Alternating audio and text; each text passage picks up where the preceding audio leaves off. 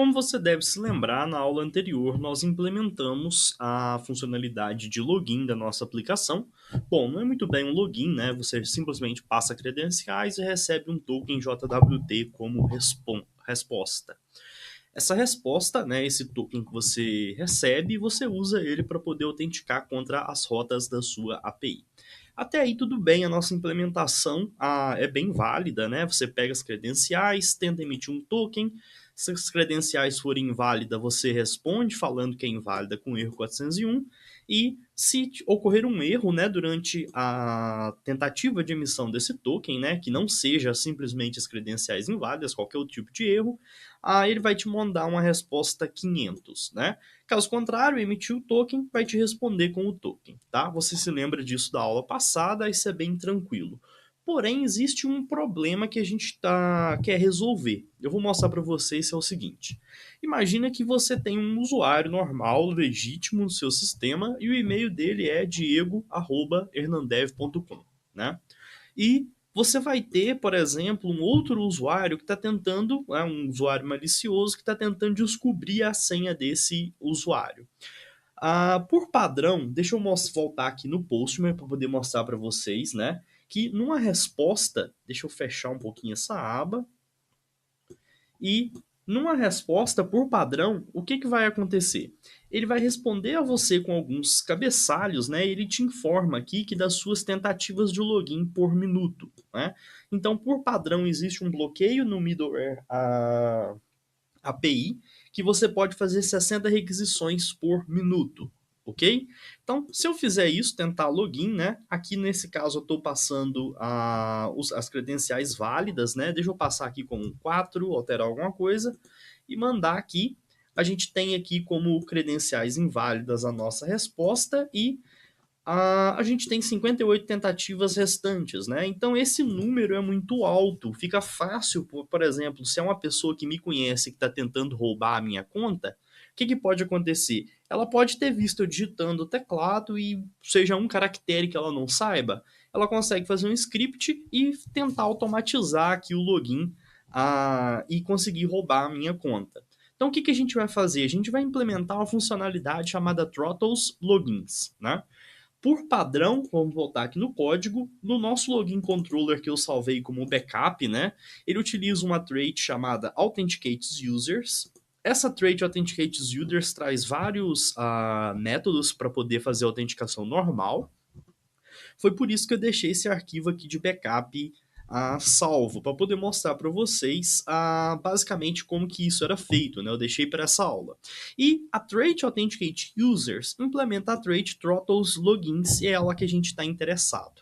O que a gente vai fazer? Vamos voltar no nosso login controller que a gente criou e aqui em cima a gente vai simplesmente importar essa trait Use Throttles Logins, ok? Até aí tudo bem, a gente simplesmente importou os métodos, mas a gente não está utilizando eles ainda. E para que a gente possa implementar essa trait, a gente precisa de um método que vai ser chamado ali, chamado username. Vou mostrar para vocês para que isso funciona daqui a pouco. Username e o método username retorna uma string com o nome do campo que é utilizado para autenticação. No caso do nosso sistema, a gente autentica utilizando o e-mail. Se você estivesse usando outro campo como username, você retornaria o username. Para que isso? Essa trait Throttles Logins, basicamente o que ela faz? Deixa eu achar aqui qual o método para mostrar para vocês. O método Throttle Key basicamente pega o username que está sendo tentado, a senha, né, e o IP de quem está fazendo a requisição. Assim, o usuário legítimo e o atacante não vão ser confundidos, né? Então, o usuário legítimo não vai ser travado quando o atacante for travado. Então, vamos ver como isso funciona na prática, tá? Se a gente voltar aqui no Authenticate Users, no método login, ele faz essa chamada, né? E a gente vai copiar essa chamada aqui e a gente vai colar ela aqui dentro. Vejam como que é simples. Primeiro eu implemento a trait, né? Throttles Logins, e eu preciso implementar o método username para poder falar qual é a chave que ele vai ser utilizada. Aqui dentro, antes de eu pegar as credenciais, etc., eu vou colar aquele bloco de código que eu tinha copiado, mostrar para vocês o que ele faz. Esses métodos aqui vieram para a gente com a trait, tá? Não precisa se preocupar com eles. Então, o que, que eles fazem? Se existem muitas tentativas de login, né? Antes de processar a requisição, ele vai disparar um evento falando que isso aconteceu e vai enviar uma resposta falando que o usuário não pode tentar mais, ok? Basicamente é isso. Então, isso aqui já vai travar o usuário, mas se a gente testar aqui, ainda não vai ter efeito. Eu vou mostrar para vocês por quê. Talvez ele dê algum erro, eu não sei se vai estar funcionando. Não, beleza. Invalid credentials, eu posso tentar várias vezes que ele vai continuar funcionando normalmente, tá? Por que isso? Porque na tentativa de login inválida que está acontecendo aqui, eu ainda não estou travando o usuário. Então, o que, que eu vou fazer? Eu vou abrir um espaço aqui, né? Tem um if not token, né? Se as credenciais forem inválidas, eu vou chamar o seguinte método. Diz increments logins attempts, passando o número, a instância da nossa requisição, tá? Para que serve esse código aqui? Vamos documentar que você vai entender. Increments login attempts. Exatamente como o método sugere, toda vez que você tentar autenticar e não for válido, ele vai salvar no cache da sua aplicação aquela tentativa, tá? Só que, como o login pode falhar em duas partes diversas, né? Essa chamada attempt pode lançar uma exceção e não chegar aqui, a gente precisa utilizar, vamos copiar aqui, e utilizar esse mesmo código aqui dentro do try-catch. Ou seja, se acontecer um erro ou se as credenciais forem inválidas, ele vai somar às tentativas de login. Vamos voltar aqui no Postman. Eu vou mandar um send aqui novamente. Credenciais inválidas, e agora eu vou clicando, tá? Então, veja o que vai acontecer. Agora ele me deu um erro. Se eu colocar um preview, ele está até me dando um not found. Por que está um not found? Esse erro está completamente maluco, tá? Bom, pelo menos você já sabe que já está travando, só que a resposta que a gente quer ainda não é essa. A gente quer uma resposta para a API, porque a gente está desenvolvendo uma API. Voltando aqui no nosso código, você pode ver o seguinte: esse método sendLocalToResponse, vamos abrir ele aqui para mostrar para vocês, ele basicamente manda um redirect. Como a gente está trabalhando com API, a gente não vai querer uma redirect, a gente quer retornar uma resposta diretamente. O que eu vou fazer? Eu vou copiar esse método, vou dar no nosso login controller, vou implementá-lo, tá? E a gente vai fazer o seguinte: em vez desse return aqui, a gente vai fazer um return diferente. Return desculpa, não é redirect, né? É um return response no formato JSON e vamos passar aqui dentro um array de campos chamado, não sei, error, e a mensagem de erro está na variável message, ok? Basicamente é isso. Esse bloco de redirect aqui a gente já pode remover ele, porque a gente não precisa dele, ok? E vamos lá testar. Lang eu preciso importar, né? Porque eu copiei o método, mas eu não importei o caminho dele. A classe, mas eu não importei o caminho dela. E vamos testar novamente. Se eu mandar, vejam que ele me deu como credenciais inválidas. Ok, porque dentro de 1 minuto que ele me trava 5 vezes. Então, vou mandar de novo, vou mandar de novo, vou mandar de novo, até ele me dar um erro. Olha só o que aconteceu. Agora ele me mandou uma mensagem chamada Error, too many logins attempts. Tente novamente em 60 segundos. Só que eu vou clicar mais uma vez só para mostrar para vocês que a quantidade de segundos vai sendo atualizada toda vez que eu tento. Eu sempre estou retornando uma resposta, mas qual que é a diferença? Para que essa técnica é implementada? Porque se a gente voltar no código, eu vou mostrar para vocês que se o usuário está travado, antes de executar toda a nossa lógica de login, a resposta já é enviada. Então a gente salva recursos computacionais, que é a tentativa de emissão, a consulta no banco para tentar ver se o login existe, para ver se a senha está correta, etc. Né? Então a gente consegue ter um fluxo melhor na aplicação, muito mais leve de ser calculado do que ficar tentando isso toda vez. E automaticamente, por questões óbvias, por questão de segurança, o atacante não vai conseguir ficar fazendo, sei lá, 1000 ataques por minuto tentando descobrir a senha de alguém. Ok?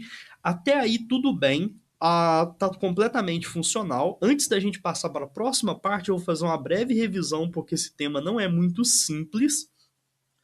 Para que, se você ficou perdido, você talvez entenda melhor, tá? A gente tem um método de login normal, a gente importa a trait throttles logins do Laravel.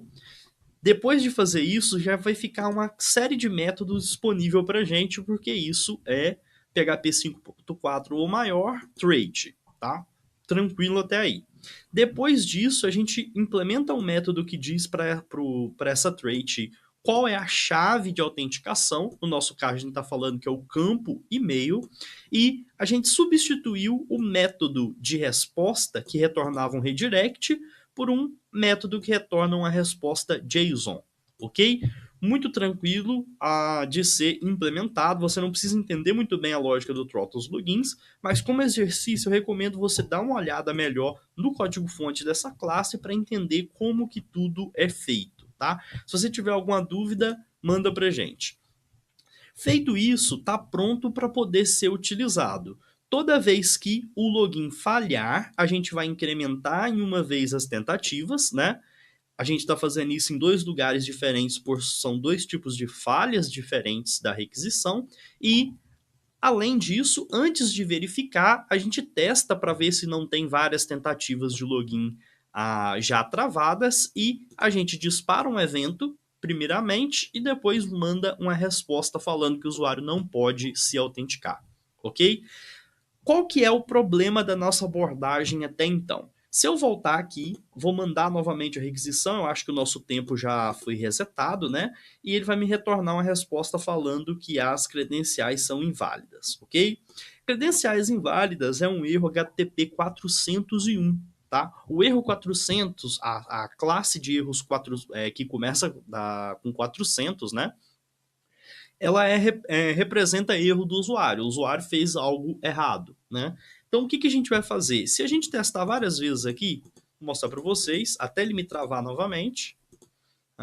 Vamos lá. Ele está retornando um erro 200. 200 ok, mas não está ok. A gente está fazendo uma tentativa, né?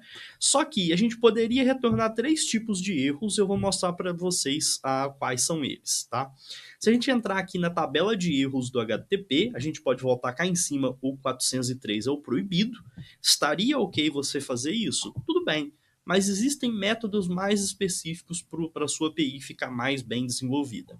O primeiro deles é o erro 423 locked, ou seja, você está travado, o recurso não pode ser acessado nesse momento, mas ainda existe um erro mais interessante, que é o 429, chamado too many requests, ou seja, você fez requisições demais e eu não vou aceitar a sua requisição agora.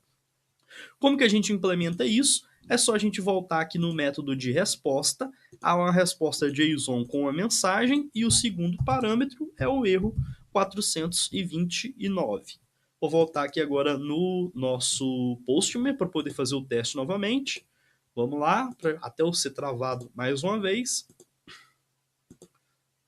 E agora vejam que o erro 429 too many requests está com a nossa mensagem de erro está com o código HTTP correto, que vai auxiliar quem estiver implementando, né, o cliente dessa API entender o que está acontecendo. Ele pode simplesmente testar pelo código do erro e ignorar essa mensagem que ele já vai saber do que se trata, ok? Bom, com a dica adicional dessa aula, eu vou voltar aqui no nosso código agora e vou mostrar o seguinte para vocês. Imagina que daqui a um ano você está trabalhando de novo nesse código, você ficou com bastante tempo com ele estável, não chegou a mexer nele durante um tempo, ou tem um novo membro na sua equipe que vai trabalhar, está lendo esse código, está tentando entender esse código, e quando ele chegar nessa parte aqui, ele lê esse 429, a menos que ele saiba já que isso é um erro HTTP e ele vai lá na tabela procurar qual que é, porque ninguém sabe todos de cabeça, né? O que você pode fazer para tornar o seu código mais legível? Em vez de passar diretamente o número 429, a gente vai continuar passando esse número aqui, mas de uma maneira alternativa. A gente vai utilizar a classe response do Laravel, do Illuminate HTTP Response, e dentro dessa classe existe uma série de constantes. Existe uma constante para cada código do HTTP. E o que a gente quer usar é o HTTP to many requests. Ou seja, agora vamos quebrar as linhas aqui para ficar um pouco mais legível, né? Então vejam como ficou mais legível. A gente está mandando uma resposta no formato JSON.